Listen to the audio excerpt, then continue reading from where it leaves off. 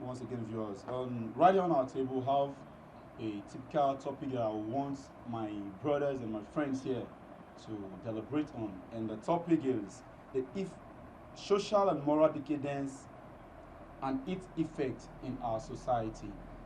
So, to me, what is social and moral decadence? I see social and moral decadence as a state whereby there's a breach in the norms and the value of the society. I'll start from my brother here on my left hand side, Mr. Henry Oliseyenu.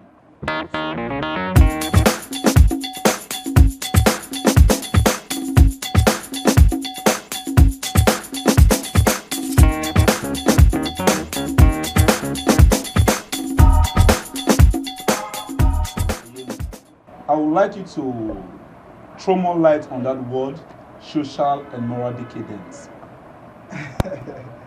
All right. To me, I believe that every society, every nations of the world, they have stipulated laws. They have laid down rules and regulations, norms, conventions. Now, to the citizens, it is constitutionally believed that they are to work according to these laid down rules and regulations, which automatically guides their conduct and activities in the society. Now, on the other hand, if they live below these laws, to me, I see it as a moral decadence. When your attitude, your actions is below societal expectations, it is a decadence. Thank you very much. Mr. Daxman, the word social and moral decadence and its effects on our society.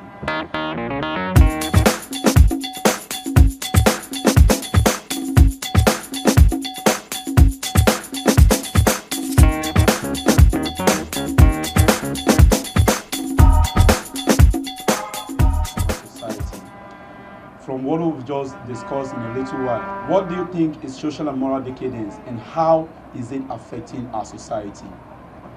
Okay.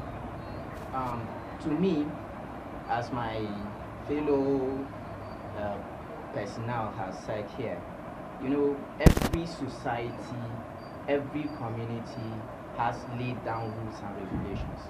Now, a deviation from these laid down principles, rules and regulations that guide the society, that deviation must have effects on such kind of society.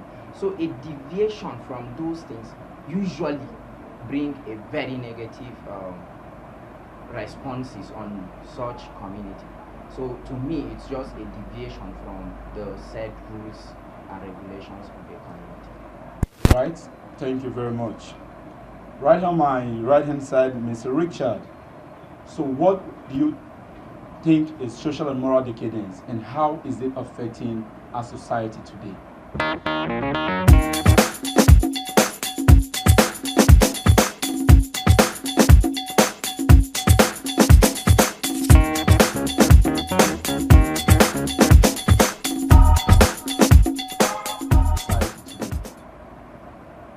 Like my brothers have rightly said, in every community, in every society, there are laid down rules and regulations that governs the society, that determines the activities of the community. It's been wrong. It's been wrong.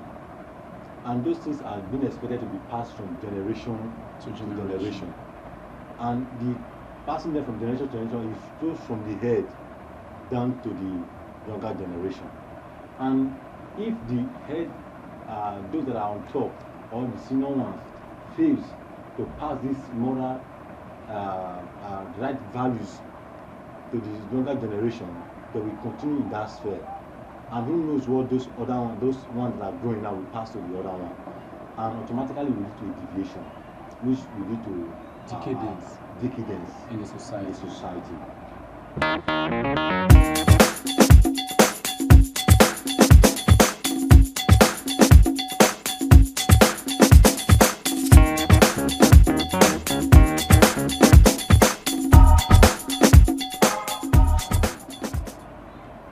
All right. Now, what do you think, or I want you to pinpoint a specific social and moral decadence you can find in our society today? And the social vices of a child belonging to a court, Okay. joining a secret court, and of which the parents might have told the child, do not join. It is not good. It is not good. And you know, our mind has been programmed like a computer. That when the computer tries to do something, you applied an application and it didn't work, it will give you an alternative because it has been programmed in such a way. That is how the human minds have been programmed. So for you to tell a child that don't do this thing and you see the child ending up doing that thing, shows that the way you are passing that information to the child is not the appropriate way.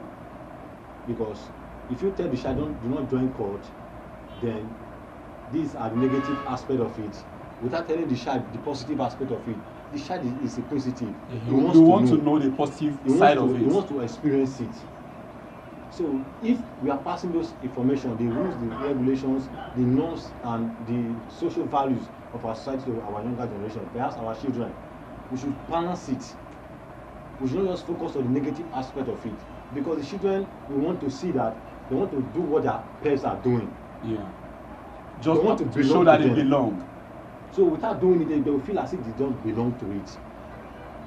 So when we are passing this information, this norm, this socialization, as we are doing it, we should balance it. I think that is my part of contribution. Sorry that I just interfered Okay. like that. I want to expand more on the contribution. Okay. Indeed, autism is one of those social vices in our society. And to me, I believe that one of those ways social and moral decadence affect our society is that it leads to a loss of manpower. What do I mean? This innocent youth that has been, I've heard cases, I've seen youth full of life, dreams, aspiration wasted, some maimed, dreams wasted just like that. In such act, it leads to loss of manpower. Among those youth that are being wasted, there are presidents, there are governors, there are ministers, there are doctors, those that have been killed. So you can see that those that are supposed to come up and pilot the affairs of the state to its desired end are being wasted just like that. So that is my contribution. All right. Mr. Richard, if I may get you right, like what you just said, that if we're passing an information to our children, we should balance the equation so as for them to understand the thing they are doing. You understand? All right. Thank you very much for that. Like that, like the balancing of this of the information. You know, the negative part of it. And when the third comes, they tell them the positive part of it. I know the positive part. More attractive. More attractive. Being a child or a young man growing up, that his heart is like empty and just in those aspects, we want to know. Yes. We be curious to know. Yes. We want to feel belong. So on that process, they will not involve into such social vices. Right. Then the effect on our society is that it brings violence. Okay. It leads to the death, harm, robbery, Loss of life, like you just said, terrorism and the rest. and all that. All right. And because this topic is an interesting one, because if you look critically on our present society, I mean, the effect of social and moral decadence is really telling, to be precisely, on Nigerian society. I don't know if you're getting my point. Now, I think it is the role of the parents, mothers per se, to inculcate godly virtues on their children. A wise man said that if you educate a man, you educate an individual. Exactly. But if you educate a woman, you educate both a family and a nation. What does that imply?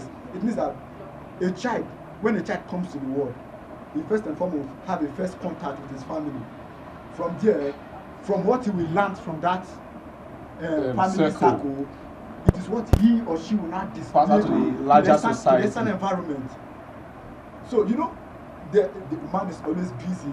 You go to office, Trying to before fend you for the come back, family and the rest. and all that. But the mother is always there with the child at home. That is, if you are not a working mother, Yeah. is always there with the child at home. It's now the role of the mother to pass these values, acceptable norms, inculcate them into the child, so that when the child now finds himself later in the external environment, he will know how to relate and balance this up for himself. He will now be By- doing things by- that are by- ethically right. Yes, by so doing, you have saved that child from destruction. That's why the Bible said in Proverbs 22, it said, raise up a child in the way he should go, so that when he's old, He will not depart from it. So, all right, in what we've just discussed right now, because we're still collating a statement from our brothers, that is, the family. One of the problem we're having that leads to social and moral decadence now is from the family, because the parents fail to carry out their responsibilities in balancing the equation for their children to know the positive and the negative things on the society. Brother Mr. Kingsley. Okay, Mr. Richard, I appreciate very well for that contribution. All right, Mr. Daxman, I'll still come back to you because you're still building on his word. Yeah. So I want you to bring down your mind a little bit. Uh, All right, Mr. Daxman, Yeah. what I want you to point out one major factor or one social and moral decadence that you can find in our society today. All right. One major social and Moral decadence in our that- society today. Yeah. You'll see. To me, I'm seeing drug abuse. Okay. It's a very serious problem that has deep, in fact, it has eaten deep into our society. That if care is not taken, trust me, in few years to come, it will be very difficult for us to see healthy youth, healthy people around us. Because you just imagine a small child coming up and all that is in his head or in her head is drug abuse. They are addicted to drugs. They are addicted to drugs to the point that some of them cannot even handle one bucket of water. They cannot even carry unless they depend on drugs. So this thing has actually eaten deep into the society, and it's carrying the society away from the expected norms of such society. So all these things, we have to come back to our senses and look at a better way of solving them, because if we just allow these younger ones to go in that direction, you will discover that with time they cannot even think well, because when drugs take over them, in fact they become volatile to it. Yeah. So there is every need for the society to trace backward. Let's see, because before now our parents survive well without drugs. I wonder why our youths nowadays depend totally On drugs. So sincerely, I've noticed that this drug abuse of drug is becoming a very serious and alarming thing in our society. All right. Thank you very much. That hits me really deep, and I don't really know what to comment about it. All right, Mr. Henry Oliseyenu, I want you to pinpoint or fish out one social and moral decadence, because I know you have a lot of them. So I want you to just pick one. All right. All right. To me, I think one of those social and moral decadence in our society is education malpractice. Okay. I mean, is a serious one that has so eaten deep into our educational system that students no longer place values on standards. They want to boycott legal process of apparent result. They want to, like you see students, for example, now it is when they will resume for session, instead of you to like map out your schedules, your activities, know when to study, know when to engage yourself in other activities, you see them they while away in pleasures. Maybe for example 2 weeks to exam, they'll start running scatter, trying to amass a large volume of knowledge over at time. the same time. It's not possible. It's not possible. By so doing, when you find them into in the examination hall, they're always giraffing, looking for someone's own to spy. Or if that is not enough, after everything, they will go to the lecturer and block. Like I said, I've always reasoned that anytime you take your money to go and bribe a lecturer to give you unmerited grade, you feel that you're helping yourself. Feel that the lecturer is helping you, but you never knew that you are blocking your own brain and your future. Because by the time you graduate, you fall back to the society, you now discover that the real life challenges, struggles that are now before you are demanding for knowledge and wisdom. Or you just discover that you are empty, your brain is empty. What will you now use? So that is examination malpractice. The students should avoid it. Study. All right. Please let me ask you what my colleague has said. You know, this thing is really, really surprising to me, because you can imagine an SS2 student, for instance, instead for such a student to resume the academic session in SS3, they decide to just stay at home. And when it's time for WAEC or NECO exams, you see them coming back that we want to enroll for exams. And you begin to wonder what actually are they going to write. Okay. Because at home you discover that they are doing nothing. So sincerely, this issue of examination malpractice is a very serious case. That if we actually want Nigeria to move forward, we must trace back our steps and begin to use our brain very well, so that we'll be able to study well and then do things the right way. And again, you know, he talked about bribing teachers, lecturers, and the rest. It did not end with money. Some of them go as far as selling their body. They went as far as to the extent of selling their body, which, of course, is a sign of social and moral decadence. You know, in a situation whereby female student finds it difficult to study at home, she ends up giving her body to a teacher or a lecturer who is old enough to be her father or grandfather. So this thing is actually disturbing, it's alarming, and for us to move as a nation, I sincerely think there is every need to work on that aspect. All right. I know very well that Mr. Richard, you will have a contribution on this, right? Yes. All right. Let's hear from you. You see,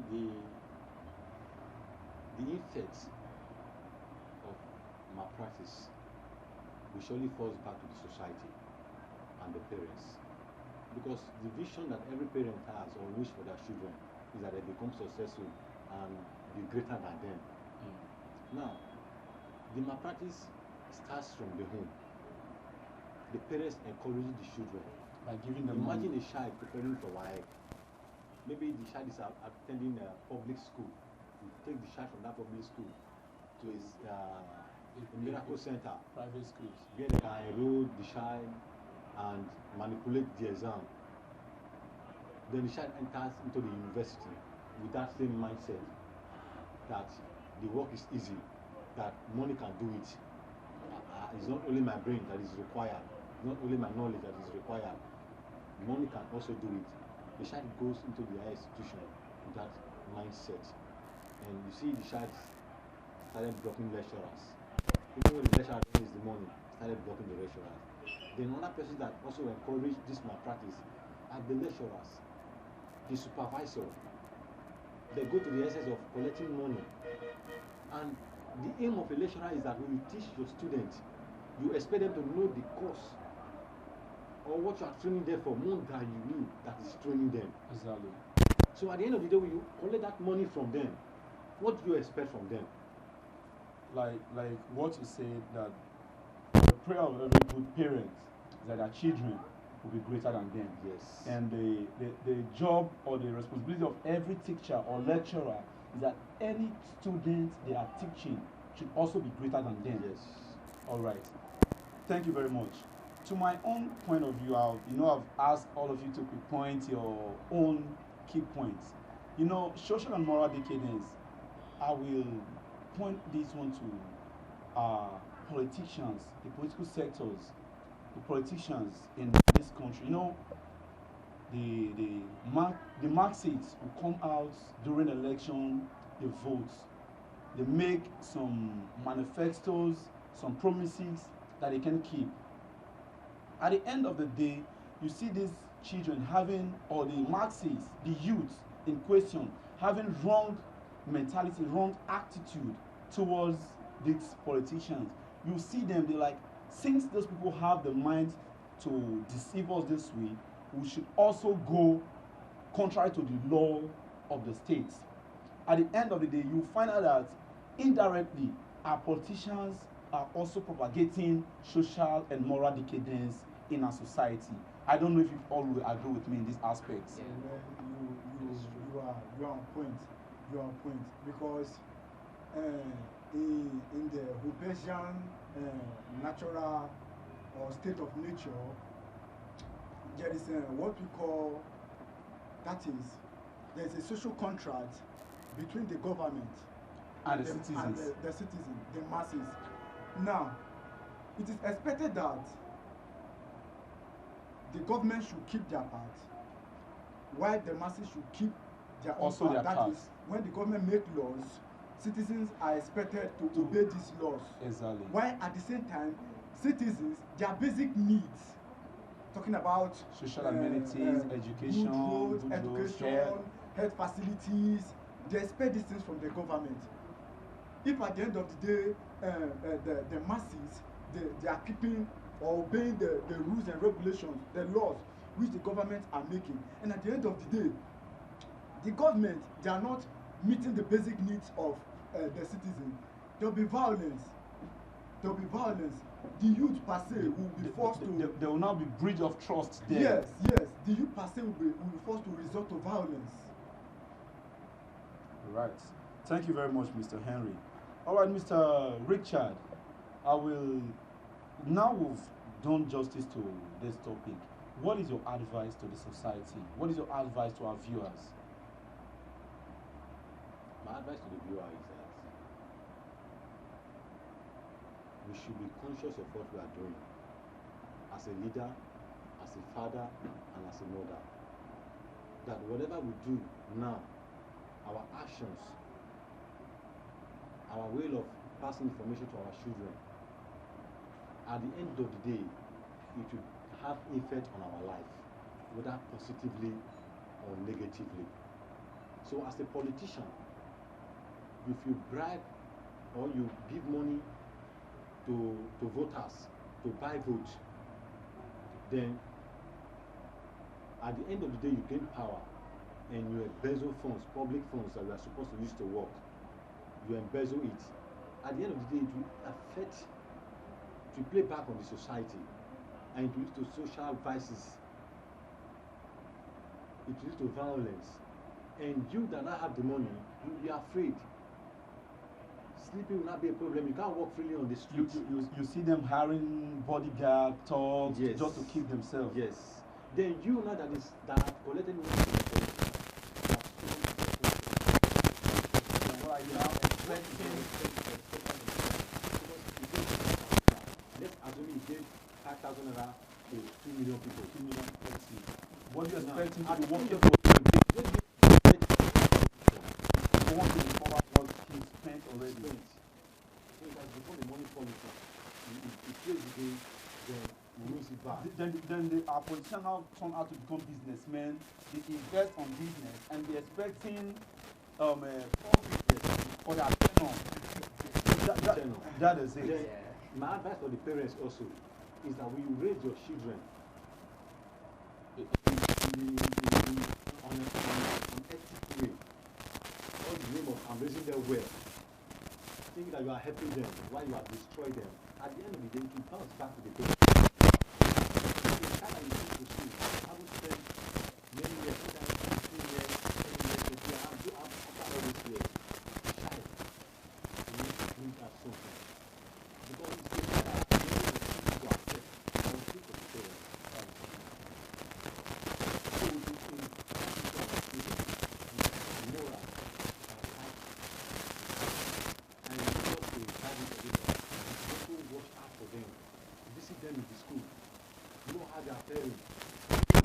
friends. without even informing them, paying unexpected visit. Unexpected visit. I think this will also The level of social and moral decadence in our society. That's my That advice. is very right. Thank you very much, Mr. Richard. Mr. Daxman, what is your advice to the society and our viewers out there on this topic? All right. Thank you, Mr. Miracle, once again. You see, the truth is that it's high time we start getting things done the right way. It's no longer time that we keep doing things the wrong way.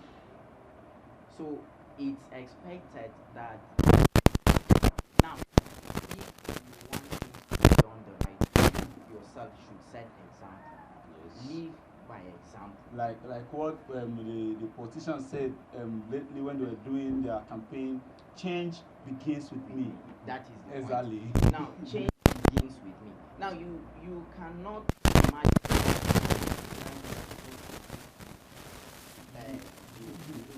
Instead of me, I never seen the change you do that in your own. It's my sound own illogical. Yes. my own point is that in as much as you're saying let's get things done the right way, you should start it first. As parents, you should be able to lay good examples for your children. If, for instance, you're telling your child not to come back home around 10, 9 in the night, while your As a parent, as a parent, as a mother, as a father, you're coming back home 11 in the night, you're not laying down any example. that means if the children know that you're coming home by 11, they want to meet up with time by 10:30 or probably to 11. Yeah, before they come back. Yes, they want to beat you. Yeah, so the point remains that we should lead by example. We should live by example. All right, thank you very much, Mr. Dasman. Thank you. Mr. Henry, I call you Comrade Henry, my administrator. All right, what is your advice to the society on this topic? I think it's all fall back on the parents, because the family circle is a kind of a pivot on which the entire society revolves. And what I mean, if you want to get, for example now, when you times family, as in family times family, you have kind of a community. Yeah. Times community, you have local government. You times local government times local government. You have a you state. have a state. You times state times state. You have a country. country. Country times country. You now have a continent. Continent times continent. You You have have- the world. Yeah. So it starts from the family. As a parent, you can't give what you don't have. So it's all about laying the good example. A wise man said, if you want to advertise your religion, you first and foremost live it. Yes, you live your religion. Let people still practice it. Then by the time you now preach it, it becomes easy for people to accept. Like what happened in the Bible when they saw the disciples. They said, no, these are not just ordinary persons. These are Christians. Yes, because they were they Christ-like. behave like Christ. So as parents, you should lead by example. All right. That is my own advice. Thank you very much. Sorry, let me All just right. chip in something. There is need for you as an individual, in as much as your parents are trying to play their part, you as an individual must play your part too. Because if your father or mother is saying please try and do the right things, it's expected that in or outside or away from their presence, you should be able to To keep do doing the right right thing. thing. You should not follow what others are doing, because all of you are different and you came from different homes, different backgrounds. So if one is going this way, it doesn't mean or it doesn't suggest that I must follow that path. So you should sit down as an individual, bring out your plans, follow them. All right. Thank you very much. All right. Our viewers out there, my contribution or my advice to you all is that I'm throwing my advice straight to the mothers. As a mother, most times we fail to tutor our children well. If, as a mother that you are, you don't respect your husband at home, there's no way you're going to teach your children respect. They can't respect your husband as well. They can't respect their father, and at the same time, they can't respect people outside there in the society. And that is also a social and moral decadence. So as a mother, we're pointing this to you now. Carry out your responsibility as a mother. If you're working, look for a job that you're doing that you would not only pay maids that will take care of your children. You should also raise up your children. The Bible says that a wise woman builds up her home. So as a mother, that you have the knowledge, you should also have the wisdom to build your home. Thank you very much.